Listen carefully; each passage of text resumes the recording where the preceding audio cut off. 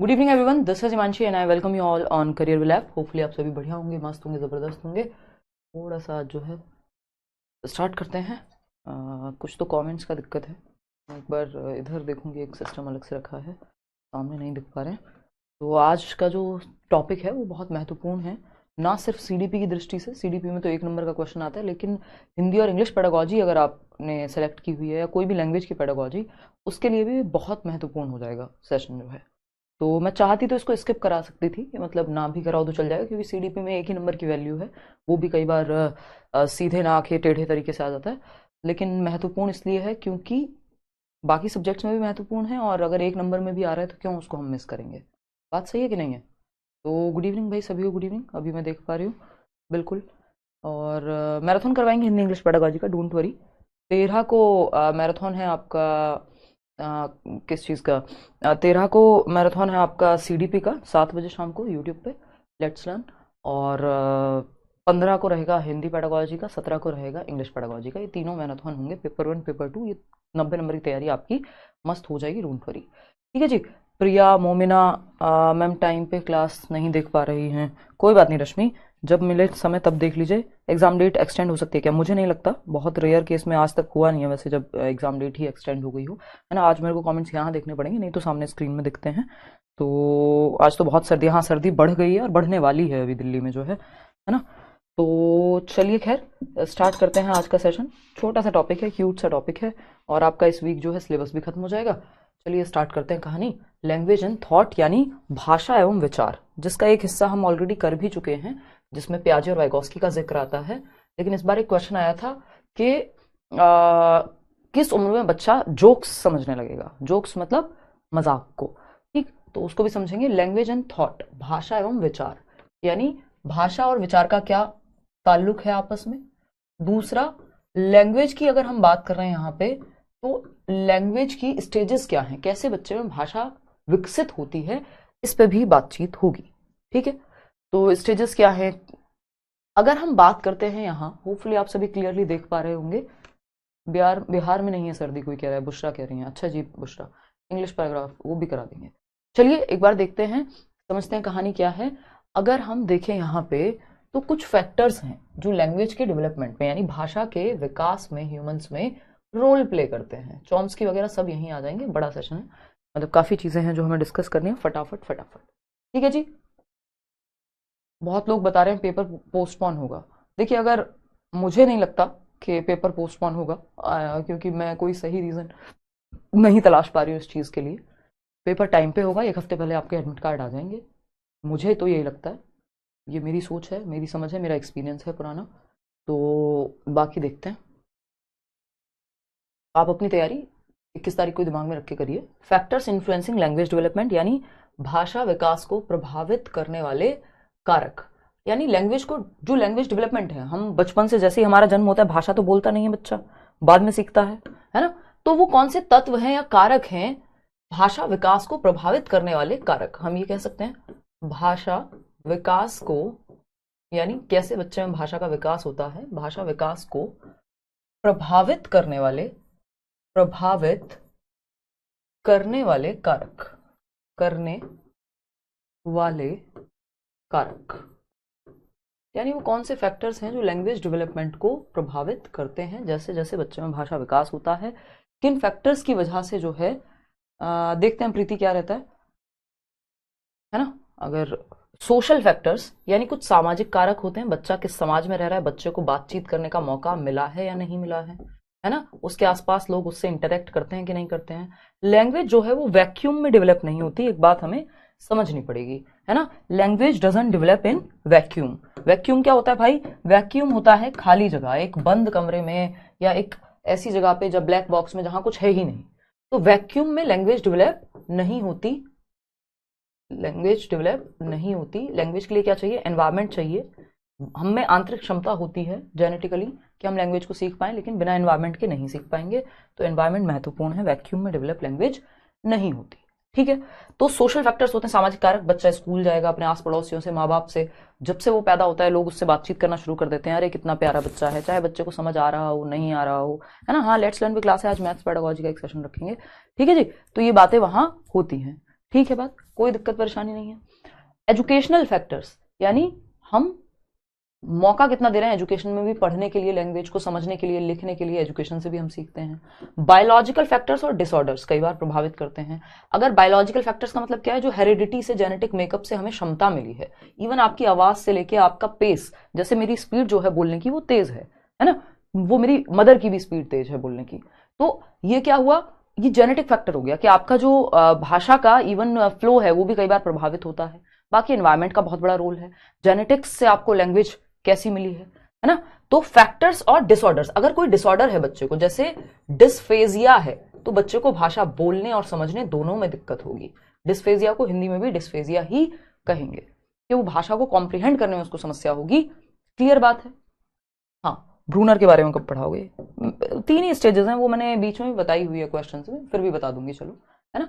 अगर हम बात करते हैं स्टेजेस ऑफ लैंग्वेज एक्विजिशन की, स्टेजेस ऑफ लैंग्वेज एक्विजिशन किन चरणों से गुजरता है बच्चा भाषा विकास के लिए या भाषा को एक्वायर करने के लिए, लैंग्वेज एक्विजिशन कह लीजिए आप इसको, या लैंग्वेज डेवलपमेंट भी आप यहां पे तो कह सकते हो एटलीस्ट। वैसे दोनों चीजें अलग हैं, क्योंकि डेवलपमेंट वो है, लैंग्वेज डेवलपमेंट या लैंग्वेज लर्निंग की अगर मैं बात करूं, है ना, तो वो कैसे बच्चा भाषा को अर्जित करता है, उसके चरण हैं। ठीक, पहला स्टेप क्या है, क्यूइंग। इससे भी पहले एक चीज होती है, जब बच्चा जन्म लेते ही रोना शुरू करता है, क्राइंग जिसको हम कहते हैं, बट यहां पे हम उसको काउंट नहीं करते, क्योंकि वो अंडरस्टूड सी बात है कि बच्चा जब रोना शुरू करता है, जन्म के साथ ही दुनिया में आता है रोते हुए, है ना। अगर रोते हुए नहीं आ रहा है तो इसका मतलब समस्या है कुछ ना कुछ। तो हम ये कहते हैं बच्चे का क्राइंग जो है पहला स्टेप है भाषा की तरफ। तो स्टेप अगर हम स्टेजेस से शुरू करते हैं तो हम क्यूइंग को काउंट करते हैं। क्यूइंग का मतलब है कूकना। 6 हफ्ते के आसपास यानी 1.5 महीने के आसपास बच्चा क प च वो ऐसी आवाजें निकालता है जो समझने योग्य नहीं है, बट वो आवाजें निकालता है, यानी वो भाषा की पहली प्रथम स्टेज हो गई। ठीक है जी। फिर आता है सेकंड स्टेज, बैबलिंग। बैबलिंग क्या है, इंपॉर्टेंट है। 6 महीने के आसपास, ये 6 हफ्ते की बात थी, 1.5 महीना यानी, और फिर 6 महीने तक आते आते बच्चा बलबलाना शुरू करता है। बलबलाना क्या है, ब म प दू, तो आपको वो आइडिया लग जाता है, वो सिंगल सिलेबल वर्ड वो बोलना शुरू करता है। ठीक, फिर आता है third stage, one word stage. One word यानी एक शब्द को क्लियरली वो बोल पाएगा, एक शब्द अवस्था इसको कहते हैं। 1 साल तक आते आते बच्चा एक शब्द बोलने लगता है, जैसे मम्मा, मामा, खाना, यानी एक एक जो एक शब्द है वो एक शब्द को पूरा बोल पाएगा। इससे पहले बैबलिंग में वो शब्द के हिस्से को बोल पा रहा था। 2 वर्ड स्टेज आती है इसके बाद, इस पे भी क्वेश्चन कई बार आ चुका है। अराउंड 18 मंथ्स यानी 1.5 साल से 2 वर्ष के बीच में 2 शब्द की अवस्था है, ये 2 शब्द अवस्था आ जाती है। और 2 शब्द अवस्था बहुत महत्वपूर्ण है, पेपर की दृष्टि से भी कई बार पूछी जा चुकी है। जब बच्चा पहली बार सेंटेंसेस कब बोलना शुरू करता है, पहली बार 2 वर्ड ज्वाइन करके, 2 वर्ड स्टेज भी कह रहे हैं ना हम इसको, 2 वर्ड ज्वाइन करके या जोड़ के करके नया वाक्य या नया सेंटेंस बनाना सीखता है। सेंटेंस बोलना, भाई 2 वर्ड जोड़ के ही कम से कम 2 वर्ड का तो होगा कोई सेंटेंस, बोलना सीखता है। तो ये कौन सी उम्र है, ये बस समझने वाली बात है, कौन सी उम्र है, या इसको हम क्या कहते हैं, 2 वर्ड स्टेज कह दिया एक तो हमने। दूसरा जो नाम है इसका वो है टेलीग्राफिक स्टेज। इंग्लिश और हिंदी दोनों में टेलीग्राफिक ही कहेंगे, टेलीग्राफिक स्टेज। तो एक बार टेलीग्राफिक स्टेज के नाम से पूछ लिया है। टेलीग्राफिक, ग्राफिक कह दो हिंदी में, ग्राफिक चरण या अवस्था। क्या है टेलीग्राफिक, जब 2 शब्दों को जोड़ के एक नया सेंटेंस बनाया, जब 2 शब्दों को बोल के एक नया सेंटेंस बनाया, तो ये क्या हो गया, टेलीग्राफिक स्टेज हो गई। क्लियर है भावना, क्लियर है। चलिए, आपकी बेटी भी बोल रही है, 1 साल की है जो। चलिए, तो यहां पे 2 वर्ड जोड़ के क्या है, मम्मी खाना, है ना, मम्मी खाना, पापा पानी, खिलौना 2, ये क्या है, 2 वर्ड जोड़ करके एक नया सेंटेंस बनाना सीखती है बच्ची पहली बार। कौन सी, कितने साल की उम्र है ये, 18 से 24 महीने, 18 to 24 मंथ्स, 1.5 से 2 वर्ष की अवस्था में, 2 वर्ष तक आते आते वो सेंटेंस बनाना सीखती है, हम ये कह सकते हैं, या सीखता है। ठीक है ना। 1.5 ईयर्स से लेकर के 2 ईयर्स के बीच में पहली बार 2 शब्दों को जोड़ करके एक वाक्य बनाना, और पहली बार एक शब्द कब बोलना सीख रही है, 1 साल के आसपास। उससे पहले बैबलिंग है, बलबलाना है, जब वो बा मा पूरा शब्द नहीं है, बट वो उसका सिलेबल जो है वो एक सिंगल सिलेबल बोलना शुरू करती है। ठीक, उससे पहले कूइंग था, जब वो कूकना शुरू करता है बच्चा, क प च म। ठीक, तो ये 2 वर्ड स्टेज हो गई। टेलीग्राफिक स्टेज भी इसको हम कहते हैं कि जब पहली बार बच्चा जो है वो क्या कर रहा है, बोलना सीख रहा है, 2 शब्दों को जोड़ के एक नया सेंटेंस बनाना सीखता है, वो है 2 वर्ड स्टेज। फिर आता है 5th स्टेज, वो है लॉन्गर अटरेंसेस। लॉन्गर अटरेंसेस क्या है? लॉन्गर अटरेंसेस है लगभग 2 से 4 वर्ष के बीच में या 4 साल तक आते आते वो लंबे उच्चारण, प्रॉपर बातचीत करना सीख जाता है। जब 4 साल तक का बच्चा अगर आप देखेंगे तो 4 साल के आसपास आके वो बड़े बड़े वाक्य बोलना शुरू कर देगा, लंबे उच्चारण को करना शुरू कर देगा। तो लॉन्गर अटरेंसेस, और फिर ये चलता रहता है ना। लंबे अटरेंसेस जो है वो चलते रहते हैं। अभी तो इंक्लूसिव एजुकेशन का टॉपिक है आपका जो हम कल करेंगे, उसमें सारे डिसऑर्डर वगैरह आ जाएंगे, डोंट वरी। तो लॉन्गर अटरेंसेस 2 से 4 वर्ष, ठीक है। इसके साथ हमें एक और चीज याद रखनी होती है, वो है हमारा, ये मैंने नोट्स में जो फ्री नोट्स सारे कंप्लीट दिए हुए हैं एक ही बार में, उसमें भी गिवन है ये चीज कि वोकैबुलरी, शब्द भंडार कितनी उम्र में कितना है बच्चे का, ये भी 1 नंबर का क्वेश्चन आ जाता है। वोकैबुलरी या शब्द भंडार कितना किस उम्र में होता है ना। शब्द भंडार की जब हम बात कर रहे हैं तो हम कहेंगे कि प्रोफेसर स्मिथ एक व्यक्ति हैं, प्रोफेसर स्मिथ, इनके अनुसार इन्होंने सिर्फ 3 स्टेजेस दी हैं वोकैबुलरी की, उसके हिसाब से आप समझ जाएंगे। शुरुआत के 5 साल की ही बात होती है जनरली। 1 साल या 1 ईयर में बच्चे के पास 2 शब्द की संपदा होती है।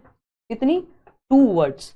1 साल में 2 शब्द लगभग उसके पास होते हैं, क्योंकि 1 साल में तो एक ही शब्द बोलने की स्टेज है, तो एक एक शब्द करके उसके पास लगभग 2 शब्द होते हैं। या तो वो मम्मी बोलेगा या खाना बोलेगा, आपको पता है 2 ही शब्द, मम्मी, पापा, कुछ ऐसे शब्द वो बोलना, दादी, कुछ ऐसे शब्द वो सीखता है जिसमें 2 शब्द की वोकैबुलरी उसके पास है, उन्हीं 2 वर्ड्स को रिपीट करता हुआ ज्यादातर मिलेगा। फिर आती है आपकी 2 साल की अवस्था, यानी 2 years ऑफ एज में बच्चे के पास कितना शब्द भंडार है? बच्चे के पास शब्द भंडार है आपका 272 शब्दों का, 272 वर्ड्स, यानी 272 शब्द है। क्योंकि अब वो 2 साल में यदि 2 सेंटेंस जोड़ करके एक नया 2 शब्द जोड़ करके 2 वर्ड जोड़ के नया सेंटेंस बनाएगा, इसका मतलब उसके पास वर्ड ज्यादा होने चाहिए, तभी सेंटेंस बना पाएगा 2 शब्दों को भी जोड़ के। तो 272 वर्ड की वोकैबुलरी उसके पास होती है। अब सीधा उन्होंने फिर स्टेज दी है 5 साल की, जो तीसरी स्टेज है। 1, 2 और 5 साल की इन्होंने बात की है। इसमें बच्चे के पास आ जाते हैं 2072 वर्ड। बस इस 272 में क्या लगा दीजिए? 0 लगा दीजिए, तो 2072 वर्ड्स, ठीक है। ये एक बेसिक आइडिया है। अब हमें ये पता है 1 साल की उम्र में लगभग 2 वर्ड्स का वोकैबुलरी है, 2 शब्दों का। 2 साल की उम्र में 272 शब्द उसके पास हैं। 5 साल में 2072 उसके पास हैं। वोकैबुलरी इतनी बढ़ गई है बहुत तेजी से, क्योंकि अर्ली चाइल्डहुड क्या है? फास्टेस्ट पीरियड है फॉर लैंग्वेज डेवलपमेंट। 2 से 6 वर्ष में सबसे तेजी से भाषा का विकास होता है। इवन उसका जो सामाजिक विकास है, सोशलाइजेशन, वो भी बहुत तेजी से होता है। शारीरिक विकास भी तेजी से होता है, बट इन्फेंसी से थोड़ा कम तेजी से होता है, ठीक है जी। अगर हम बात करें, बिल्कुल शैलेश, अगर हम बात करें यहां पे, तो 3 और 4 साल का आपको मन में आ रहा होगा कि वो और बता दो। हालांकि प्रोफेसर स्मिथ ने 3 ही स्टेजेस में खत्म कर दिया, बट 3 और 4 साल भी हमें पता होना चाहिए, पेपर में पूछ लेता है कभी कभी।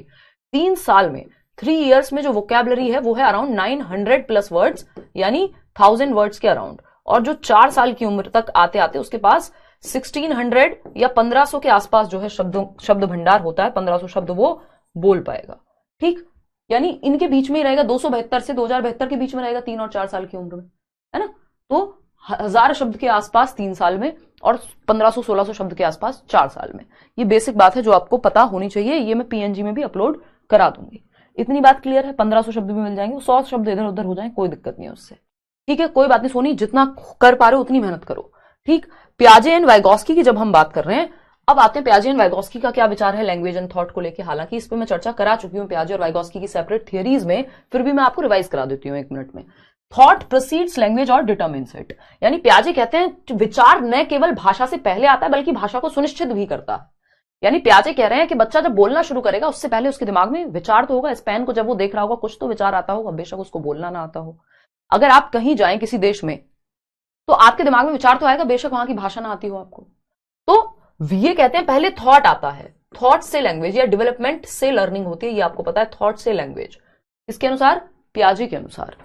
अब वाइगोस्की की माने तो the initial stage of life, in the initial stage of life thought and language are independent. Vygotsky कह रहे हैं थॉट अलग चलता है, लैंग्वेज अलग चलती है, दोनों समानांतर चलते हैं, बाद में जाके कहीं मर्ज हो जाते हैं 3, 4, 5, 7 साल तक जाते जाते। इतनी बात क्लियर है? ये दोनों अलग अलग बात कर रहे हैं। वाइगोस्की ने ये नहीं कहा लैंग्वेज पहले आ रही है थॉट बाद में, इनका उल्टा नहीं कहा पियाजे का। उन्होंने कहा थॉट और लैंग्वेज, विचार और भाषा साथ साथ समानांतर चल रहे हैं, पैरेलल चल रहे हैं। पियाजे कह रहे हैं पहले थॉट आया और थॉट से निर्धारित होगा, पहले हम सोचते हैं और फिर निर्धारित करके बोलते हैं, है ना। ये चीज इतनी तेज हो रही होती है कि हमें पता नहीं लगता। पियाजे ने किसके बारे में बात की है? ईगो सेंट्रिक स्पीच की बात की है। उन्होंने कहा कि कुछ खास इस्तेमाल की नहीं है, महत्वपूर्ण है, ऐसा नहीं महत्वपूर्ण नहीं है, बट मतलब काइंड ऑफ इन्होंने कहा कि बहुत ज्यादा इस्तेमाल की नहीं है। अहम केंद्रित वाक्य जो 2 से 7 वर्ष में बच्चा करेगा खुद से बोल बोल के बातें, वो पियाजे ने उसको बहुत ज्यादा महत्व नहीं दिया। वहीं अगर हम देखें प्राइवेट स्पीच की बात करें तो private speech gives direction to child, जो निज वाक है वाइगॉस्की का, हमने किया भी था 3 से 6 वर्ष की उम्र में, जब बच्चा खुद से बोल बोल के बातें करता है। अरे ये कौन सी ट्रेन है, ये तो मैं इसमें मिक्स करूंगा, खेलते खेलते खुद से बोल बोल के बातें करना। बोल के बातें करना जरूरी है, मन में कर रहा है तो अलग हो जाएगा। प्राइवेट स्पीच क्या कहती है? सेल्फ रेगुलेशन में और सेल्फ डायरेक्शन में मदद करती है बच्चे को खुद को दिशा देने के लिए। वो पेपर में भी जब आप खुद से बात करते हैं, अरे बुद्धू ये नहीं, ये वाला आंसर होगा, हिमांशी ने ये बताया था, तो ये क्या हुआ? सेल्फ डायरेक्शन, आप खुद को डायरेक्शन देते हैं। तो प्राइवेट स्पीच इंपॉर्टेंट है वाइगॉस्की के अनुसार। फिर आता है third point, cognitive development is independent of language. पियाजे कह रहे हैं कॉग्निटिव डेवलपमेंट से, हमारे संज्ञान से, हमारी संज्ञान के विकास से जो स्टेजेस में होता है, sensory motor, pre operational, concrete operational और फॉर्मल ऑपरेशनल में, उस संज्ञान की, उस बुद्धि के विकास से भाषा जन्म लेती है। जबकि वाइगॉस्की क्या कह रहे हैं कि language is essential for cognitive development, भाषा से हमारा दिमाग डेवलप हो रहा है, ऐसा वाइगॉस्की कहते हैं। इतनी बात क्लियर है? तो ये 3 मुख्य पॉइंट थे जिनको रिवाइज कराना आवश्यक था। आते हैं वापस, अब स्किनर पे आ जाते हैं। एक क्वेश्चन हिंदी इंग्लिश में जरूर आपको स्किनर से देखने को मिलेगा। स्किनर क्या कहते हैं? हाँ बिल्कुल सही बात है शालिनी। स्किनर क्या कहते हैं? स्किनर एक मनोवैज्ञानिक हैं जो व्यवहारवादी हैं। पियाजे और वाइगॉस्की कौन है? वो कंस्ट्रक्टिविस्ट हैं, रचनावादी हैं, ठीक है ना। ये वाद क्या है? वाद होते हैं बिहेवियरिज्म, कंस्ट्रक्टिविज्म, ये स्कूल ऑफ थॉट हैं, साइकोलॉजी के संप्रदाय हैं। कौन किस स्कूल को बिलोंग करता है ना। हम कहते हैं ना ये तो कट्टरपंथी है, ये लेफ्ट विंग का है, ये राइट विंग का है, राजनीति में ऐसी बातें चलती हैं। तो ये वैसा ही है कि ये अलग अलग समूह के लोग हैं। तो कंस्ट्रक्टिविज्म एक विचारधारा है, एक थॉट प्रोसेस है, वैसे ही व्यवहारवाद, बिहेवियरिज्म एक विचारधारा है। बिहेवियरिज्म क्या है? ये लोग रिवॉर्ड की बात करते हैं, पनिशमेंट की बात करते हैं, है ना, पनिशमेंट की बात करते हैं। ये रीइंफोर्समेंट यानी पुनर्बलन, गुड, वेरी गुड, शाबाश, ये सारी बातें करते हैं। व्यवहारवादी है जो बच्चे को खाली मानता है ना, उसको कंडीशन करने पे फोकस कराता है। तो आज के समय में हम इसको इग्नोर करके चलते हैं। हम क्या करते हैं, स्किनर का लैंग्वेज में थोड़ा सा महत्व इसलिए हो जाता है, इनसे क्वेश्चन पूछ लिया जाता है कि स्किनर कैसे कहते हैं कि भाषा सीखता है बच्चा। तो Skinner argued that children learn language based on behaviorist reinforcement principles by associating words with meanings। यानी बच्चे रीइंफोर्समेंट के माध्यम से, रीइंफोर्समेंट का प्रिंसिपल है, रीइंफोर्समेंट क्या होता है? पुनर्बलन। ये आप देख रहे हैं, गुड, वेरी गुड, शाबाश। बच्चे ने कुछ तुतला करके बोला, आपने कहा वेरी गुड बेटा, अरे कितना अच्छा, कितना प्यारा बोलता है मेरा बच्चा, एक बार और रिपीट कर, तो वो रीइंफोर्स्ड फील करेगा, उसको पुनर्बलित महसूस होगा। शाबाश कहा आपने उसको, वो फिर से बोलेगा, इस बार और अच्छे से बोलने की कोशिश करेगा, है ना। गुड, वेरी गुड, शाबाश, बहुत अच्छे, है ना, ये चीयर कर रहे हैं आप, बच्चा कुछ भी बोल रहा है, तो वो रीइंफोर्स्ड फील करता है, पुनर्बलित महसूस करता है, बढ़ावा मिलता है उसको, ठीक है जी। फिर आते हैं, ही described it in his book verbal behaviour. एक बुक है इनकी, बुक का नाम है शाब्दिक व्यवहार, जिसमें इन्होंने ये बात कही है कि रीइंफोर्समेंट से बच्चे लैंग्वेज सीखते हैं। तो जब बात किसकी आए, स्किनर की आए, तो आपको 2 शब्द याद रखने हैं। एक तो है रीइंफोर्समेंट, है ना, स्किनर के बारे में एक तो है वर्ड रीइंफोर्समेंट, पुनर्बलन से, है ना, रीइंफोर्समेंट यानी पुनर्बलन से। बच्चे को जब आप शाबाश कह रहे हैं, वेरी गुड कह रहे हैं, उसको पुनर्बलित कर रहे हैं एक तरह से। मोटिवेशन इससे थोड़ा सा डिफरेंट होता है, बट काइंड ऑफ कह सकते हैं। रीइंफोर्समेंट एक छोटा सा हिस्सा है, मोटिवेशन पूरी प्रोसेस होती है। अभी मोटिवेशन का भी एक चैप्टर है जो हम पढ़ेंगे। फिर आते हैं रीइंफोर्समेंट, दूसरा बहुत इंपॉर्टेंट है जो बहुत बार आया है, इमिटेशन के माध्यम से बच्चा भाषा सीखता है, यानी नकल करके, अनुकरण करके, है ना। आपने, बच्चे ने देखा शिनचैन को बोलते हुए, वो नकल करेगा। पापा से उसने कोई गाली भी सुन ली, मम्मी से कुछ, पापा से तो खैर क्यों सुनेगा गाली, बट मान लो कहीं आसपास से सुन ली, या पिताजी ने दे दी कभी, वो भी ह्यूमन है, तो क्या होगा कि वो अनुकरण करेगा। इसलिए हम सोच समझ के बोलते हैं कि हम बच्चे के सामने बोल क्या रहे हैं, ठीक है ना, क्योंकि वो नकल करेगा उस चीज की। तो इमिटेशन करके बच्चे सीखते हैं। लैंग्वेज इमिटेशन से सीखी जाती है। ये किसने कहा है, तो आप समझ जाएंगे, ये कहा है किसने, स्किनर ने। इमिटेशन की बात बेंड्यूरा भी करते हैं अपनी थियोरी में, लेकिन ये लैंग्वेज स्पेसिफिक बात कर रहे हैं कि भाषा जो है अनुकरण करके, नकल करके हम सीखते हैं। बच्चा जो देखता है वो उसको रिपीट करेगा, थोड़ा तुतला के बोलेगा या जैसे भी बोलेगा, फिर आप उसको रीइंफोर्स करेंगे, वेरी गुड बेटा, है ना, और फिर वो अगली बार और अच्छे से बोलेगा। तो जब ये नकल करके भाषा सीखने की बात आए तो आप समझ जाइएगा स्किनर की बात है। हर बार लैंग्वेज वाले सेक्शन में ये आता ही है क्वेश्चन, ठीक है ना। चलिए खैर आते हैं वापस। अगर हम देखें यहां पे, तो ये हमने देख लिया कि गुड, वेरी गुड, रीइंफोर्समेंट से बच्चा भाषा सीखता है। अब आते हैं नॉम चॉम्स्की। नॉम चॉम्स्की महत्वपूर्ण व्यक्ति हैं आपके लैंग्वेज डेवलपमेंट के पूरे ही एस्पेक्ट्स में। ठीक है, क्लियर है मिनाली? क्या दिक्कत आ रही है? नॉम चॉम्स्की की जब हम बात करें, छोटे छोटे कॉन्सेप्ट्स हैं, है ना। नॉम चॉम्स्की भाषाविद हैं, एक आई थिंक अभी जीवित हैं या तो निकल लिए हैं, देखना पड़ेगा, बट काफी बूढ़े हैं, अमेरिकन लिंग्विस्ट हैं, भाषाविद हैं एक। ठीक है ना। अगर हम देखें रश्मि, क्या नाम है आपका? रशानी, ओके। क्या पूछना है शिवानी बताओ? हाँ, मैराथन क्लास लूंगी सीडीपी हिंदी इंग्लिश का। 13 तारीख को सीडीपी शुरू है, फिर 15 को हिंदी, फिर 17 को English. Children do not learn a new language but naturally acquire it through an इनेट language device. यानी चॉम्स्की ये कहते हैं कि बच्चे एक नई भाषा नहीं सीखते हैं, लेकिन या क्योंकि वो सीखते नहीं है, इसका मतलब क्या, स्वाभाविक रूप से ग्रहण कर लेते हैं, स्वाभाविक रूप से सहज भाषा उपकरण के माध्यम से इसे प्राप्त करते हैं। जैसे आपको अपने पिताजी से या अपने पेरेंट्स से क्या मिल जाए, कोई चीज किस में मिल जाए, अर्जित कर लें आप, एक्वायर कर लें, प्रॉपर्टी इनहेरिटेंस हम कहते हैं जिसको, इनहेरिट कर लेते हैं हम। आपने कुछ किया नहीं है उस प्रॉपर्टी के लिए, बट आपके माँ बाप से वो आपको मिल गई है। उसी तरह से भाषा भी आप एनवायरमेंट से ग्रहण कर लेते हैं, अर्जित कर लेते हैं। ये कह रहे हैं लर्न नहीं करते हैं लैंग्वेज आप। चॉम्स्की के अकॉर्डिंग लर्निंग क्या होती है? जब आप किताबें पढ़ रहे हैं, नियम सीख रहे हैं, स्कूल जाके आप लैंग्वेज को लर्न करते हैं। लर्निंग कहां होती है? स्कूल में होती है।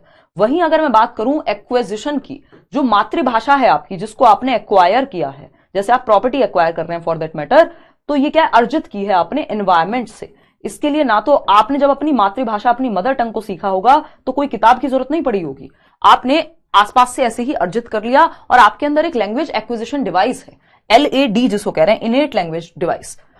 देखिए चॉम्स्की कहते हैं कि हेरिडिटी महत्वपूर्ण है जेनेटिक्स की वजह से। बाबा चॉम्स्की की अगर हम माने तो ये कह रहे हैं हम ह्यूमंस के अंदर, किसमें? ह्यूमन चाइल्ड में, कुत्ते बिल्लियों में नहीं कह रहे हैं, ह्यूमंस में या मानव शिशु में अगर मैं कहूं तो मानव शिशु में, ह्यूमन चाइल्ड के अंदर, या ह्यूमंस लिख लीजिए आप, क्या है? एक क्षमता है, इनेट एबिलिटी है।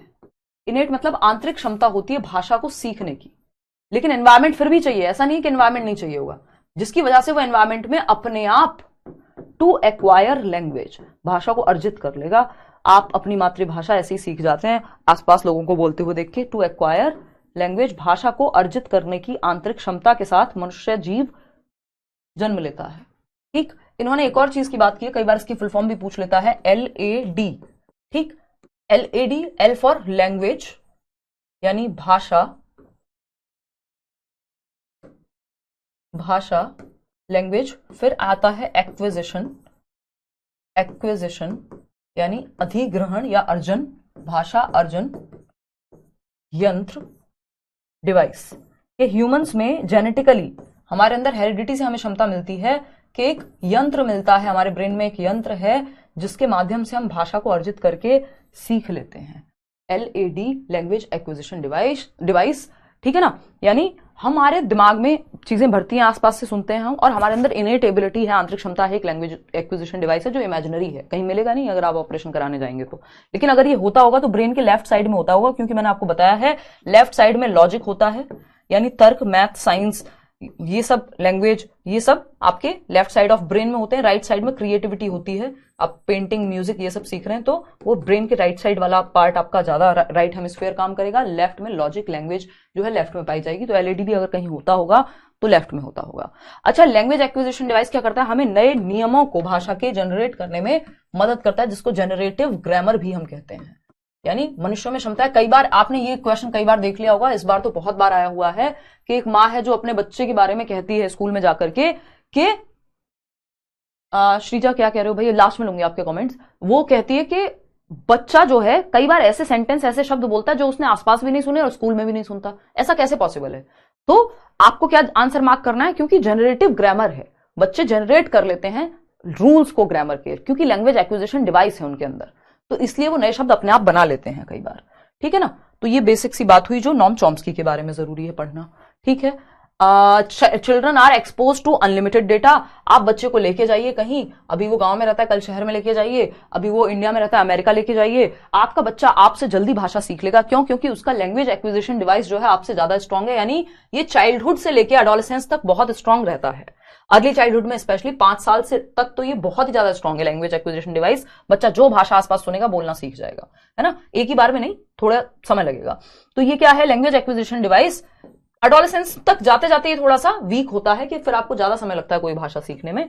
तो चाइल्डहुड, इसलिए कोशिश करनी चाहिए बच्चे को बचपन में ही आप भाषाएं कई सारी सिखा दें, है ना। चाइल्डहुड से लेके एडोलेसेंस तक ये बहुत जो है एक्टिव रहता है ये डिवाइस, ठीक है ना। 2 से 12 साल आप लिख लीजिए, वैसे शुरुआत के 6 साल तक जो है बहुत ज्यादा एक्टिव है ये, 2 से 12 साल। तो चाइल्डहुड के दौरान काफी क्रिटिकल पीरियड होता है चाइल्डहुड लैंग्वेज डेवलपमेंट के लिए। क्रिटिकल पीरियड वो पीरियड है जहां कोई चीज आसानी से सीखी जा सकती है ना। क्लियर बात है।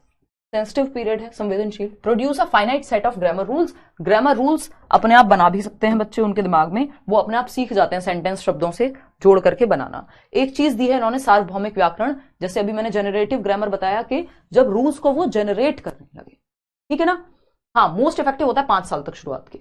अगर हम देखें यहां पे तो यूनिवर्सल ग्रामर क्या है? यूनिवर्सल यानी यूनिवर्स, ब्रह्मांड जिसको हम कह रहे हैं। सार्वभौमिक, यूनिवर्सल यानी सार्वभौमिक व्याकरण। यूनिवर्सल ग्रामर बोले तो सार्वभौमिक व्याकरण।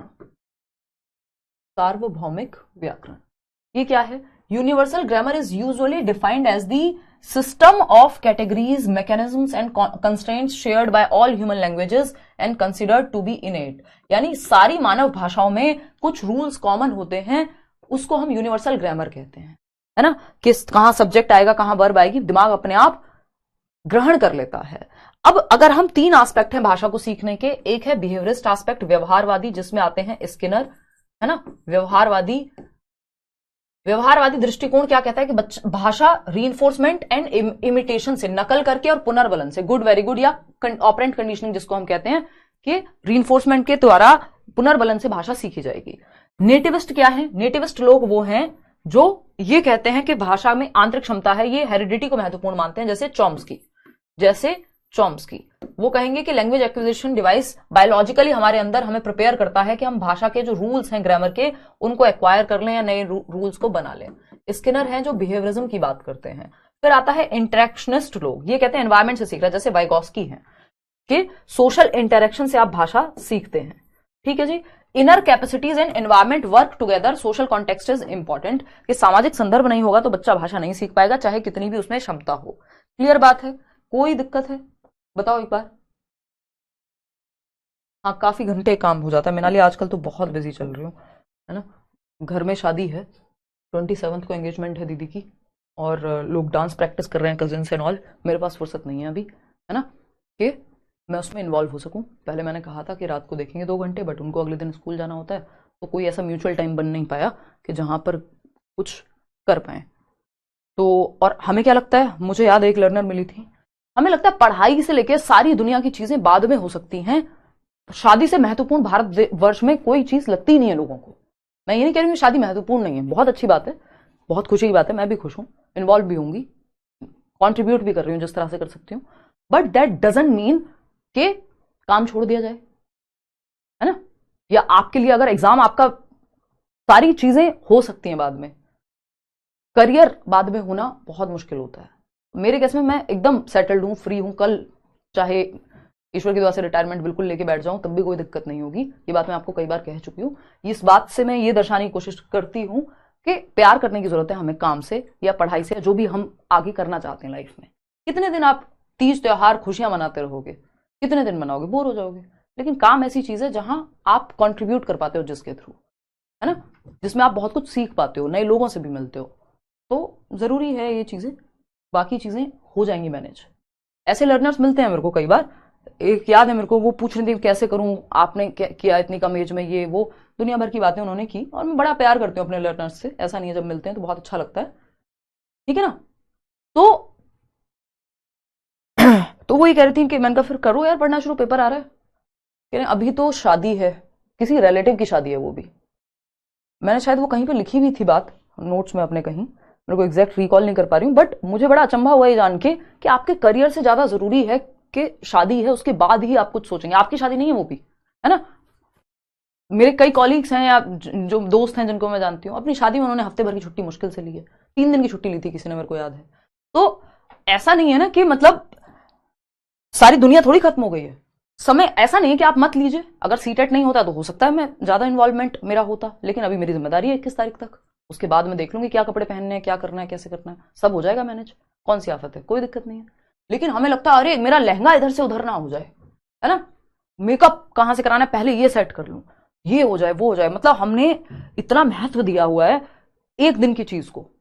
जीवन चाहे कैसा भी खराब चले, लेकिन फंक्शन सारे बढ़िया होने चाहिए। बस हमारे जीवन का एक्साइटमेंट एक होना चाहिए कि हम किसी फंक्शन में खुश होकर के जाएं, या फंक्शन की तैयारी बढ़िया से करें, जिसमें कोई प्रॉब्लम नहीं है, आप करिए, लेकिन कुछ तो होगा जो आपको अंदरूनी खुशी देगा हर दिन की। हर दिन तो फंक्शन नहीं होता, और मेरे लिए हर दिन फंक्शन होता है ना। कोई कहता है शादी में चलते हैं, चलो ये करते हैं, मेरे लिए हर दिन शादी जैसा ही है, मजा आता है। ठीक है, खैर चलिए आते हैं, ये बातें तो होती रहेंगी। मेरा बस ये कहने का मकसद है कि अपने करियर को महत्व दीजिए, और फीमेल्स के केस में तो ये बहुत जरूरी है।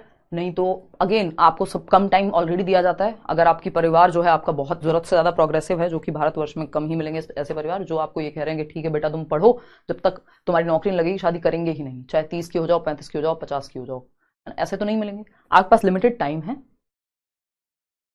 इसमें आप अगर अच्छा कर लेंगी तो आप अपने लिए स्टैंड ले पाएंगी कल को, अदरवाइज तो दिक्कत है। ठीक है ना। चलिए खैर आते हैं, वापस से आते हैं। इसका मतलब ये बिल्कुल नहीं है कि आप जीवन को एंजॉय ना करें। मैं खुद पागलों की तरह एंजॉय करती हूँ, एकदम बच्चों की तरह जब मौका मिलता है, और लेकिन काम छोड़ के एंजॉयमेंट थोड़ी होता है, अच्छा ही नहीं लगता मुझे। फोनीम्स की अगर हम बात करें, अब ये कुछ जरूरी चीजें हैं, फोनीम्स है, मॉर्फीम है। देखिएगा, अगर हम बात करें फोनीम्स की, अगर हम बात करें फोनीम्स की, हाँ देखो कोई कह रहा है मैं बच्चे लेके पढ़ रही हूँ, मेरी मदर ने बहुत स्ट्रगल किया, शायद तब हम थोड़ा यहाँ तक पहुंच पाए, कुछ बेहतर कर पा रहे हैं, है ना। अपनी प्रेगनेंसी में भी वो अपनी पढ़ाई कर रही थी, कॉलेज जा रही थी, 70 चीजें कर रही थी, साइकिल चला के कुछ टाइम। तो बहुत हमारे सबके पेरेंट्स ने खुद बहुत स्ट्रगल किया है, तो उस चीज को आपको रिकॉग्नाइज करना चाहिए। कल को जब आपके बच्चे देखेंगे, या मैंने देखा अपनी मदर को मेहनत करते हुए, तो क्या मेरा मन नहीं करेगा मेहनत करने का। आज भी उनको इतनी सारी समस्याएं हैं, सारी चीजें हैं, उनको करनी है, मजा आता है उनको अब काम करने में। अभी भी मैंने कहा, मैंने कहा रिटायरमेंट ले लो, क्या जरूरत है, अब 2 साल की आपकी जॉब बची हुई है, इतने टाइम से कह रही हूँ मैं, जब से मैं सक्षम हुई हूँ, मैंने क्या करना है आपको, कोई दिक्कत नहीं है। वैसे भी रिटायरमेंट भी ले लोगे तब भी पेंशन तो उनके जीवन के लायक तो उनके पास बहुत पहले से है, वो सक्षम है। लेकिन क्योंकि उनका वो पैशन है, वो उस चीज के लिए उन्होंने उतना स्ट्रगल किया है, तो उनका मन है कि 2 साल तो मजबूरी है, अगर 4 साल भी हो नौकरी तो वो अभी भी करें, है ना। तो ये चीज होना जरूरी है। जब बच्चे हमें देख रहे होंगे, या मेरा भाई अगर मुझे मेहनत करते हुए देखता है, या हमें दोनों ही सिस्टर्स को, तो वो नहीं करेगा कल को मेहनत। बहुत रेयर केस है कि वो गलत दिशा में चला जाए, बट मेहनत करने की आदत आपसे और आपसे ही तो आती है, मतलब पेरेंट्स से ही तो आती है, आसपास के लोगों को देख के ही तो आती है। चलिए खैर ये सब बातें चलती रहेंगी। आते हैं यहाँ पे पेपर पास में। इसका मतलब ये नहीं है कि आप ये सोचें कि अब तो होगा नहीं। फोनीम,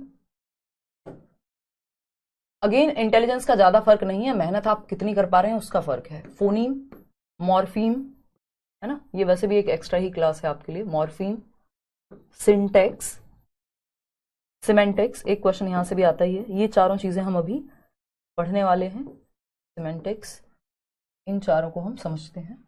ठीक है जी। कोई कह रहा है कि आप मेरे कमेंट्स का रिप्लाई नहीं दे रहे हैं। देखो ज्वाइंट फैमिली में हैं लोग, कितनी संघर्ष कर रहे हैं। एज 39 हो गई, अब जॉब मिलना मुश्किल है, तो नाजिया प्राइवेट में करना फिर। वैसे तो केवीएस में आई थिंक 40 साल तक का रहता है।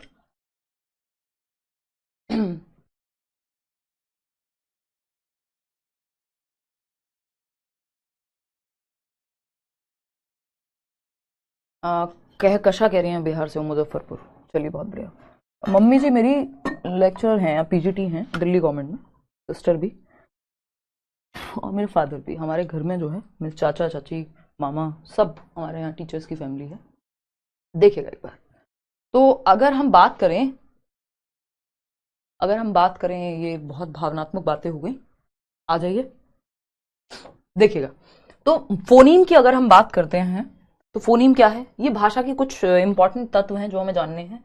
फोनीम फोन से जुड़ा हुआ है, यानी ध्वनि की बात करेगा। ध्वनिम या स्वनिम कह देते हैं हम कई लोग इसको। देखिए फोनेटिक एस्पेक्ट जो है लैंग्वेज का, वो साउंड से संबंधित है ना। Phonetic aspect of language is related to sound only, ध्वनि से संबंधित है। फोन पे आप बात करते हैं, फोन से बना है फोनीम। तो फोन का मतलब क्या है, फोन का मतलब है कि आप हेलो करते हैं फोन उठा करके, साउंड, मतलब फोन का मतलब है साउंड से जुड़ा हुआ। ग्रामोफोन होता था पहले, और बहुत सारी बातें हम करते थे, ठीक है ना। तो अगर हम देखें तो फोनेटिक यानी साउंड का एस्पेक्ट, ठीक है, मतलब साउंड से संबंधित, भाषा के ध्वन्यात्मक एस्पेक्ट से संबंधित चीज है। स्मॉलेस्ट यूनिट ऑफ साउंड को हम फोनीम कहते हैं, जिसका अपने आप में कोई मतलब नहीं है, जिसका अपने आप में कोई वो मीनिंग नहीं होता, लेकिन सबसे छोटी इकाई है ध्वनि की। जैसे CH मिलके च बनता है, PH मिलके फ बनता है, TH मिलके थ बनता है। तो स्वनिम क्या हो गया? सबसे छोटी इकाई साउंड की, ध्वनि की सबसे छोटी इकाई को हम स्वनिम कहते हैं। इससे ज्यादा आप ब्रेक नहीं कर सकते, नहीं तो ध्वनि ही नहीं बचेगी। ठीक है ना? A phoneme is a unit of sound that can distinguish one word from another in a particular language। भाई च, ख, अब ये च और खा को कैसे अलग कर पा रहे हैं हम? क्योंकि हमने क्या किया है, ये सबसे छोटी इकाई है, हम डिस्टिंग्विश ही नहीं कर पाएंगे एक साउंड से दूसरी साउंड को अगर फोनीम ना हो तो। फोनीम क्या है? सबसे छोटी इकाई है भाषा की, उसकी ध्वनि की, साउंड से रिलेटेड है। तो जब भी हम ये कह रहे हैं फोनोलॉजिकल अवेयरनेस, यानी भाषा को उच्चारित कैसे करना है, प्रोनाउंसिएशन से संबंधित है फोनीम का एस्पेक्ट। ठीक है ना? इतनी बात क्लियर है? चलिए आगे बढ़ते हैं नेक्स्ट क्वेश्चन पे। कोई बात नहीं दीपा, लगेगी, काहे टेंशन लेते हो। तो फोनीम में आपने देखा होगा, किताबों में भी आता है भाई, एस से मिलके ये साउंड बनती है। मॉर्फीम आता है, दूसरी चीज मॉर्फीम है, रूपिम कह देते हैं इसको हम। मॉर्फीम स्मॉलेस्ट यूनिट है किसकी? मीनिंगफुल की, मीनिंग की। अब morpheme is the smallest meaningful unit in a language. अर्थपूर्ण, हमें पता है फोनीम का कोई अर्थ नहीं था, लेकिन वो साउंड की सबसे छोटी इकाई थी। लेकिन अर्थपूर्ण इकाई जो है सबसे छोटी, वो मॉर्फीम कहलाती है। जैसे वाटर को अगर मैं तोड़ दूं तो वॉ और टर का कोई मतलब अलग अलग नहीं रह जाएगा, ये फिर फोनीम तो बन जाएगा, लेकिन कोई ये स्लेबल है, एक स्लेबल है इसमें वॉ, दूसरा है टर। ठीक है? लेकिन वाटर पूरा मिलेगा तब तो जल बनेगा, इसका मतलब है ना। वाटर, बैग, बा कर दो तो बा का कोई मतलब थोड़ी है। ठीक, तो ये सबसे छोटी अर्थपूर्ण इकाई है भाषा की। स्मॉलेस्ट मीनिंगफुल यूनिट को मॉर्फीम कहते हैं। इससे ज्यादा तोड़ेंगे तो मीनिंग नहीं बचेगा। Smallest meaningful combination of sounds, जैसे for example usual, for example cat, अगर इस कॉम्बिनेशन को तोड़ दूं तो मीनिंग खत्म हो जाएगा। ठीक है? तो ये मीनिंगफुल इकाई है सबसे छोटी, जिसको हम मॉर्फीम कहते हैं। M for meaning, M for morpheme. Syntax important है, समझिएगा। देखिएगा तनु, फिर बहुत लड़ाई लड़नी पड़ती है अगर आप समय से करियर सेट नहीं करेंगे तो। युद्ध तो करने पड़ेंगे अगर आपको शादी नहीं करनी है तो। मैं ये नहीं कह रही हूं घर वालों से जाके तलवार लेके लड़ो, बट आपको अपनी बात फिर पक्के होके कुछ क्लैरिटी के साथ रखनी पड़ेगी, नहीं तो दिक्कत होगी, है ना। फिर बहुत स्ट्रगल थोड़ा बढ़ जाता है, स्ट्रगल तो लाइफ में होता ही है हमेशा। ठीक, सिंटैक्स की अगर हम बात करें, वाक्य विन्यास। सिंटैक्स क्या है? वाक्य विन्यास कहते हैं। सिंटैक्स वो नहीं है जो आपकी छत पर रखी हुई टंकी पानी की, है ना, वो भी एक ब्रांड आता है सिंटैक्स। सिंटैक्स है स्ट्रक्चर से संबंधित, यानी संरचना से संबंधित। कहां सब्जेक्ट, कहां वर्ब, है ना, subject plus verb plus object मिलके एक सेंटेंस बनता है ना। Ram goes to school, Ram क्या है? सब्जेक्ट है, गोज क्या है? वर्ब है, ऑब्जेक्ट क्या है? स्कूल है। तो ये स्ट्रक्चर से, स्ट्रक्चर कैसा है इसका, एक सेंटेंस बना कैसे, उसकी बात सिंटैक्स में होती है ना। इसकी बात सिंटैक्स में होती है। इसको सिंटैक्टिक अवेयरनेस ऑफ लैंग्वेज भी बोल देते हैं। सिंटैक्टिक, ये वर्ड याद रखिएगा, सिंटैक्स से बना है। It the system of rules, क्या रूल्स होते हैं भाषा के स्ट्रक्चर में? The system of the for the rules of the system of rules for the structure of a sentence in a language. एक भाषा में एक वाक्य कैसे बनेगा, इसके लिए जो सिस्टम ऑफ रूल्स हैं वो सिंटैक्स कहलाते हैं। ठीक है जी, क्या है? हाँ, मीनाली बहुत जगह पे ऐसा ही है। हाँ चलिए खैर, तो अगर हम बात करें यहां पे सिंटैक्स की, तो ये स्ट्रक्चर के बारे में, लैंग्वेज में रूल्स के साथ कैसे स्ट्रक्चर बनता है, कहां कौन सी फॉर्म आएगी, है ना, कहां पे ऑब्जेक्ट लगेगा, कहां पे सब्जेक्ट लगेगा। ये भाषा के वाक्य विन्यास का मतलब ही है कि ये स्ट्रक्चर के बारे में, रूल्स के बारे में है, लैंग्वेज में सेंटेंस बनता कैसे है। फिर आता है सिमेंटिक्स। सिमेंटिक्स क्या है? अर्थ विज्ञान है एक तरह से। यानी आपने स्ट्रक्चर ऑफ रूल्स तो सही बना दिया, सब्जेक्ट भी अपनी जगह है, ऑब्जेक्ट वर्ब भी अपनी जगह है, ऑब्जेक्ट भी अपनी जगह है, लेकिन मीनिंग नहीं निकल रहा सही। जैसे हम कहते हैं Ram's grandfather, grandfather, grandfather expired yesterday.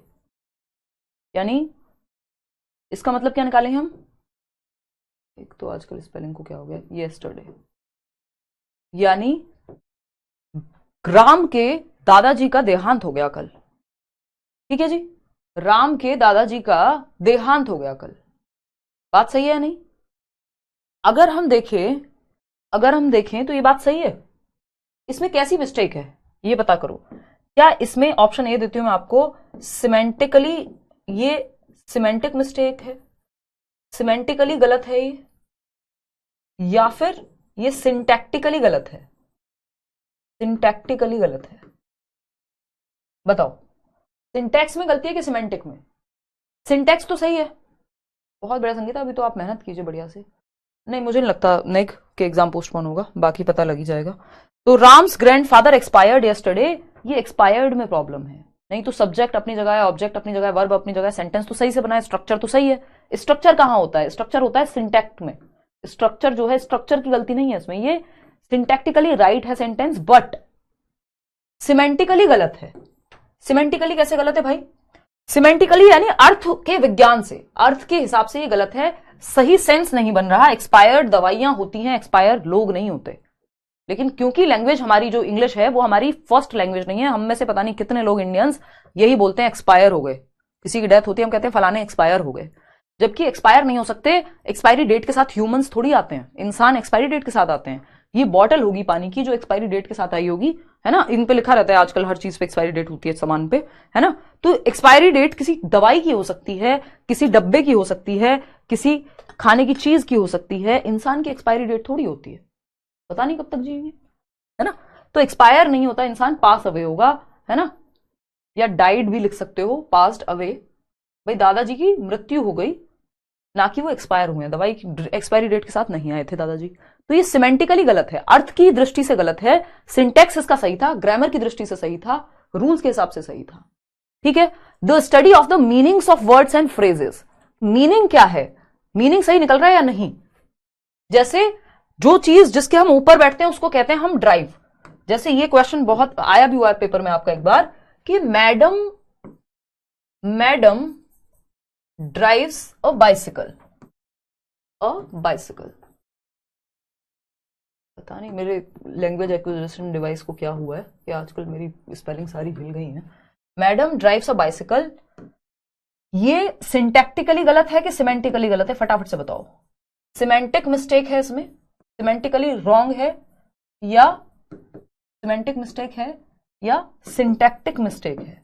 यानी सिंटैक्टिक मतलब सिंटैक्स की गलती है। बताइए कैसे गलत है? गलत तो ये है, इतनी बात पक्की है ना। वो एक बच्चा नहीं है जो बड़ा फेमस मीम रहता है जिसका कि आईएएस तो हमको बनना है, चाहे कैसे भी बने, अपने नाम के आगे आईएएस तो हम लगा के रहेंगे, चाहे नंबर थोड़ा कम आ जाए लेकिन आईएएस तो हम बनेंगे, है ना। ये वैसा सही है कि गलती तो इसमें है, अब आपको देखनी है कि गलती कहाँ है। ये मैं मजाक में कह रही हूँ, उस बच्चे का मजाक नहीं उड़ा रही हूँ, वो मीम बन गया है आजकल, है ना। तो अब बेचारे बच्चों को ये नहीं पता शायद कि आईएएस जो है अंडर 100 रैंक आएगी तभी बन पाओगे, कम नंबर ला के आईएएस नहीं बनते हैं, कुछ और बन जाएंगे, है ना। तो खैर ये सब बातें तो हंसी मजाक चलता रहना चाहिए, ठीक है जी। सिमेंटिक मिस्टेक है, कई लोग कह रहे हैं। हाँ बिल्कुल सही बात है। क्या है सिमेंटिक मिस्टेक? संजना ने सही जवाब दिया। सिमेंटिक मिस्टेक कैसे है इसमें? चलो मान लिया मैंने सिमेंटिक मिस्टेक है ना। सिंटैक्टिक तो नहीं है, स्ट्रक्चर तो इसका सही है एकदम, जहां सब्जेक्ट होना चाहिए, जहां वर्ब होना चाहिए, जो फॉर्म होनी चाहिए, सब सही है। लेकिन सिमेंटिकल मिस्टेक इसमें है, लेकिन वो क्या है मिस्टेक, वो आपको पहचाननी है, कहां पे है वो मिस्टेक। बहुत बढ़िया, किरण, शालिनी भी सही जवाब दे रही है भाई, ठीक है। सोनू बिहार से, हाँ हाँ हाँ वही।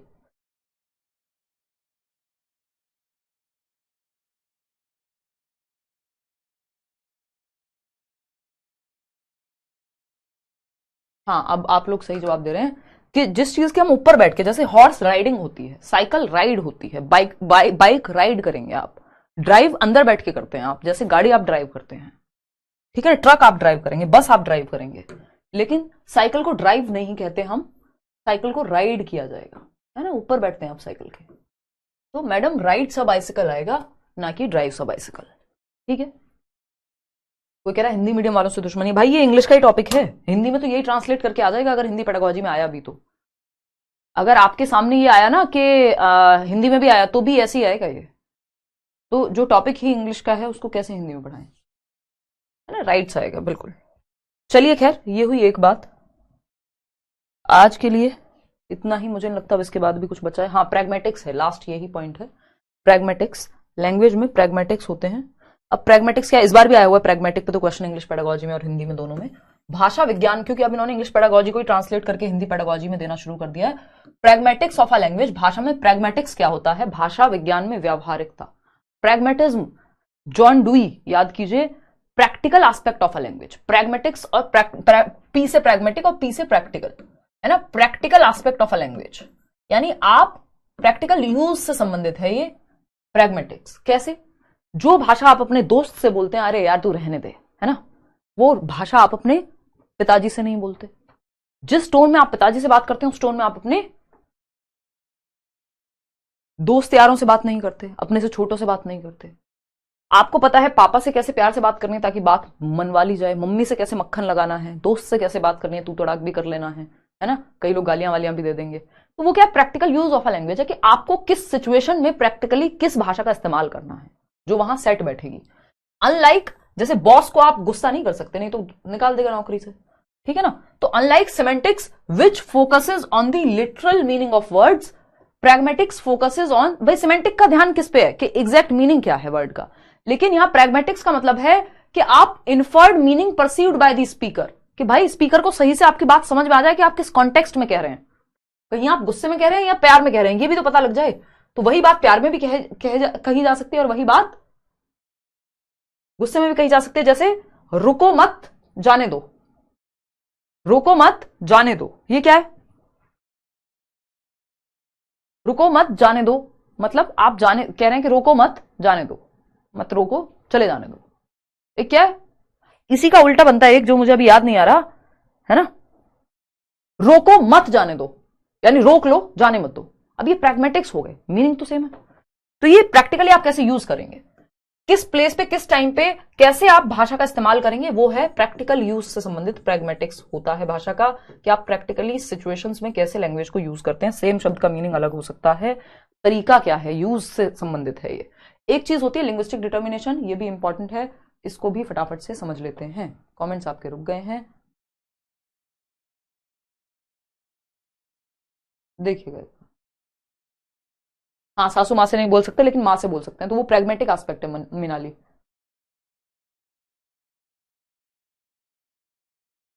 अच्छा, कर्मजीत कह रहे हैं आपने नया नेम दिया किरण मेरे को, चलो बहुत बढ़िया। चलिए आते हैं, तो लिंग्विस्टिक डिटर्मिनेशन एक नंबर का क्वेश्चन है, देखते हैं। भाषाई निर्धारण कहते हैं इसको, लिंग्विस्टिक डिटर्मिनेशन यानी भाषा निर्धारित करती है। ये ली वोर्फ नाम के एक व्यक्ति थे और एक और उनके सहयोगी थे, इन्होंने ये कल्पना दी है लिंग्विस्टिक डिटर्मिनेशन की। वोर्फ आया हुआ है पेपर में, ली वोर्फ। Linguistic determinism is the concept that language and its structure limit and determine human knowledge or thought as well as thought processes। यानी जो आपकी लैंग्वेज है, लैंग्वेज प्रभावित करती है या डिटर्मिन करती है आपके विचारों को। Language decides your thought process, मतलब जो भाषा आप बोलते हैं, अगर आपको हिंदी आती है तो हिंदी में आप किताबें पढ़ेंगे, हिंदी के लोगों से बात करेंगे, हिंदी मूवीज देखेंगे, तो आपकी सोचने का तरीका जो है वो लैंग्वेज डिटरमिन करेगी, सुनिश्चित करेगी। अगर आप इंग्लिश बोलते हैं, इंग्लिश पढ़ते हैं, तो आपको उस तरह के विचार आएंगे। तो लैंग्वेज हमारे विचारों पे या हमारे सोचने के तरीके को प्रभावित करती है। इसी को लिंग्विस्टिक डिटर्मिनिज्म कहते हैं कि लैंग्वेज डिटर्मिन करती है हमारी सोच को भी। ये ली वोर्फ ने संकल्पना दी है कि language determines our thought process, linguistic determination कहते हैं इसको। अब कुछ क्वेश्चन कर लेते हैं, फटाफट से जवाब दो।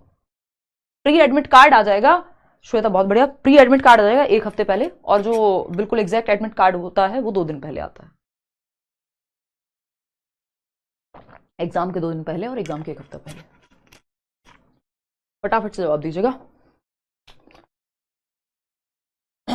ओके श्यामलाल, कोई कह रहा मंजिल को बुलाकर जिया तो क्या जिया, इधर आ जाओ। आजकल मैं भी कुछ मीम्स वगैरह देख रही हूँ, नहीं तो मैंने बहुत टाइम तक ये जो कल्चर आया था इंस्टाग्राम का, उस समय मैं इतनी व्यस्त होती थी, मैं देखती ही नहीं थी रील वगैरह कुछ नहीं। देखो, एग्जाम का डर बढ़ता जा रहा है, वो लगेगा जब तक पेपर हो नहीं जाएगा। मेरी एज 22 साल है, मेरा एक बेटा है, घर का काम भी करना पड़ता है ससुराल में। अलका बस एक चीज़ है आपके पास जो एडवांटेज है, एक तो है आपका बेटा, क्योंकि आप उसको भी रुकावट मत मानिए, और दूसरी है आपकी उम्र, जो सबसे बड़ा एडवांटेज है आपके पास। 22 साल की अगर हैं तो आपके पास समय है। बच्चा भी धीरे धीरे बड़ा होगा तो थोड़ी सी जिम्मेदारियां हल्की सी कम होंगी, उससे भी आप बहुत कुछ सीखेंगे, आपके सब्जेक्ट्स में भी मदद मिलेगी, है ना। और दूसरी बात, आपको जैसे कई लोग अगर 25 में शादी कर रहे हैं या 27-28 में शादी कर रहे हैं और वो उनकी नौकरी भी नहीं लगी है, मान लीजिए कोई होगा ऐसा भी, ऐसे भी लोग होते ही हैं, तो 27 तक भी अगर नौकरी नहीं लगी है और फिर शादी करने जा रहे हैं, तो अगले 1 साल में, 2 साल में, 3 साल में वो बच्चे वाली स्टेज भी आ जाती है कई लोगों की, तो उनका समय तब लगेगा और आप अब फ्री हो चुके हैं इस काम से। ठीक है ना, तो मतलब सबका सोचने का तरीका है, तो आप उसको उस तरह से देख सकते हो एक पर्सपेक्टिव में। मीनिंग के लिए मॉर्फीम, साउंड के लिए फोनीम देखिएगा, और प्रैक्टिकल यूज के लिए pragmatics. Smallest unit of meaning in a language, meaning की बात हो रही है, मीनिंग की सबसे छोटी इकाई, अर्थपूर्ण इकाई सबसे छोटी रूपिम कहलाती है मॉर्फीम। सिंटेक्स तो रूल्स से या स्ट्रक्चर से संबंधित है, सब्जेक्ट ऑब्जेक्ट वर्ब सही जगह पे है कि नहीं। फोनीम साउंड की सबसे छोटी इकाई है। प्रैग्मेटिक्स यूज ऑफ लैंग्वेज से संबंधित है। तो B option is the only right answer. आगे बढ़ते हैं, क्वेश्चन नंबर 2 को देखते हैं। ये क्या कहता है भाई? ये कहता है in the context of language development, भाषा विकास के क्षेत्र में या संदर्भ में, which of the following areas was underestimated by प्याजे। तो प्याजे ने किस एस्पेक्ट को अंडर एस्टिमेट किया भाषा विकास के क्षेत्र में? तो इन्होंने हेरिडिटी को, इसको ठीक है, ईगोसेंट्रिक स्पीच को इन्होंने क्या किया? अंडर एस्टिमेट किया। ठीक है, ये हम कह सकते हैं। इसका आंसर सोशल इंटरेक्शन और ईगोसेंट्रिक दोनों हो सकते हैं, डिपेंड करेगा उन्होंने किस चीज को चुना है, बट ईगोसेंट्रिक स्पीच यहां पे सही जवाब है, क्योंकि 4 फैक्टर्स में सोशल इंटरेक्शन तो आता है बट वो नहीं आता आपका egocentric speech. Thought not only determines language but also precedes it was an idea put forward by Jean प्याजे, कि विचार ना केवल भाषा से पहले आता है बट भाषा को निर्धारित भी करता है। प्याजे ने तो कही है ये बात। Early childhood is dash period for language development, तो हमें पता है इंपॉर्टेंट पीरियड है, सेंसिटिव पीरियड है। 2 से 6 वर्ष में सबसे तेजी से भाषा का विकास होता है। बच्चा दिन के 25, 50, 60 वर्ड तक भी सीख लेगा। एक सेंसिटिव पीरियड है, पूर्व बाल्यावस्था या क्रिटिकल पीरियड है ना, जहां पे बहुत ही महत्वपूर्ण, क्रिटिकल का मतलब क्या? महत्वपूर्ण, सेंसिटिव, इंपॉर्टेंट, या कह सकते हो फास्टेस्ट पीरियड है। सबसे तेजी से भाषा का विकास अर्ली चाइल्डहुड में ही होता है। ये क्वेश्चन बहुत बार आ चुका है। सिग्निफिकेंट पीरियड है, नॉट सो सिग्निफिकेंट नहीं। आते हैं प्राइवेट स्पीच का जो कॉन्सेप्ट है वो किसने प्रपोज किया? वाइगॉस्की ने। क्या कहते हैं ये इसके द्वारा? कि बच्चे स्टूपिड हैं। नहीं, वाइगॉस्की बच्चे को स्टूपिड कभी नहीं कहेंगे। दैट चिल्ड्रन आर ईगोसेंट्रिक, वो प्याजे ने कहा है। Shows the children love themselves, ये कोई प्यार थोड़ी दर्शाते। Illustrates that children use speech to guide their own actions, self direction, self regulation के लिए बच्चा खुद से बात करता है कि वो खुद की ही प्रॉब्लम सॉल्व कर पाए, खुद से बातें कर करके, जैसे आप पेपर में कई बार कर रहे होते हैं। आउट ऑफ 5 कितने ठीक हुए वो आप बता दीजिएगा। आज के लिए हम इतना ही रखेंगे। ये एक छोटा सा क्यूट सा टॉपिक जिसमें हमने कुछ बातें भी की, जीवन की कुछ चर्चाएं की, मस्ती मजाक किया, है ना। हाँ, केमिस्ट्री की मैराथन चल रही है यूट्यूब पे इस समय, बिल्कुल। अब आप फटाफट से मुझे डाउट बताइए ताकि मैं आपके डाउट्स ले सकूं। फटाफट बताओ, देखिएगा। हाँ, कमेंट्स आपके दिख रहे हैं मुझे, बिल्कुल फर्स्ट क्लास। अब आपको बस डाउट्स बताने हैं, पूछो फटाफट से, मैं एक एक करके जवाब देती जाऊंगी। आज हमारी स्क्रीन सामने वाली, उसमें कुछ दिक्कत है। 4 सही थे, 5 सही थे। अंशु, रितंबरा, साजू, खुशबू, मैम आप बहुत अच्छी हैं, धन्यवाद। राजीव, हम अच्छे और बुरे दोनों होते हैं यार सभी लोग। Ma'am are phonetics and phonemes same? Phonetics जो है वो लैंग्वेज के ही एस्पेक्ट से संबंधित है। फोनीम स्मॉलेस्ट यूनिट है। फोनोलॉजी होती है जो ध्वनि के विज्ञान के बारे में बात करेगी, स्ट्रक्चर के बारे में बात करेगी। फोनेटिक्स साउंड के, है ना, लैंग्वेज के नहीं। उपयोगिता के बारे में थोड़ा, कि कहां कैसे लैंग्वेज को यूज करना है, आलोक, वो प्रैग्मेटिक्स है। आरपीडब्ल्यूडी एक्ट क्या है मैम? इंक्लूसिव एजुकेशन कल से शुरू करेंगे। शुरू क्या, कल और परसों में खत्म हो जाना चाहिए इंक्लूसिव एजुकेशन। वैसे मेरी कोशिश रहेगी कल 1.5 घंटे की क्लास लगा के इंक्लूसिव एजुकेशन में जो बहुत जरूरी चीजें हैं जो पूछी जा रही हैं बार बार, उन्हीं को कराऊं आपको, और वो हम कल करेंगे। उसमें आ जाएगा ये RPWD act. Positive negative word का सेशन होगा, बिल्कुल होगा प्रियंका, यूट्यूब पर करा देंगे इस तरह की चीजें, तो अभी करा देंगे कल या परसों में ही पॉजिटिव नेगेटिव वर्ड, तो ठीक है ना। चलिए खैर, सॉरी, बोल बोल के पैंट बजी हुई है। देखिएगा, बहुत बढ़िया। कल असर्शन और रीजनिंग के कराए थे मैंने, 50 क्वेश्चंस का सेशन लिया था। ओ गॉड, ठीक है भाई। हाँ, केमिस्ट्री क्लास चल रही है आपकी, मैं कुछ कमेंट्स देख लेती हूँ। 4 सही थे। 40 के बाद में गवर्नमेंट जॉब नहीं मिलती है क्या? हाँ रीता, रीटा बहुत ही कम जगह है जहाँ पे मिल सकती है अगर आप किसी कैटेगरी से हैं। केवीएस में होता है 40 तक का एज का क्राइटेरिया, और कैटेगरी से हैं तो 1-2 साल और मिल जाएंगे आपको एक्स्ट्रा। बट ठीक है ना, 40 के बाद 20 साल करके गवर्नमेंट जॉब क्या ही इतना तूफान मचा दोगे। अच्छी जगह पे पढ़ाओ, प्राइवेट स्कूल्स हैं, अपनी तरफ से मेहनत करो। सब कुछ गवर्नमेंट जॉब ही नहीं है, एक आखिरी चीज नहीं है गवर्नमेंट जॉब, है ना। ये मैं तब कह रही हूँ जब मैंने अपनी इच्छा से साफ साफ मना कर दिया था कि भाई नहीं लेनी है। चलिए, मेहनत करिए, कोई दिक्कत नहीं है। दुनिया बड़ी हो चुकी है, जो मेहनत करने वाले लोग हैं उनको सब कुछ मिलता है अभी भी। पहले का ज़माना अलग था। अच्छी बात है कि स्टेबिलिटी होती है गवर्नमेंट जॉब में, आज की डेट में मज़ा भी है, लेकिन अगर वैसे चीज़ें नहीं बन पा रही तो वो आखिरी रास्ता नहीं हो सकता। किसी वजह से अगर आप सही समय पे नहीं देख पाए उस तरफ। एग्जाम रिलेटेड टिप्स, टाइम पे पेपर पूरा करना है। अभी मैं बताऊंगी 5 दिन में सीटेट को कैसे आप ठीक से उड़ा सकते हैं। अभी परसों हम उस बारे में बात करेंगे। चलो कल मिलते हैं। 4 सही थे: प्रशांत, मुस्कान, एमडी, साहनी, साधना, अखिलेश, नेहा, प्रियंका, प्रिया, ज्योति, रीटा, एमडी, अंजनी। कोई बात नहीं कुरैशी, ऑल द बेस्ट, बढ़िया से करोगे आप भी, है ना। चलिए फिर कल मिलते हैं, टेक केयर।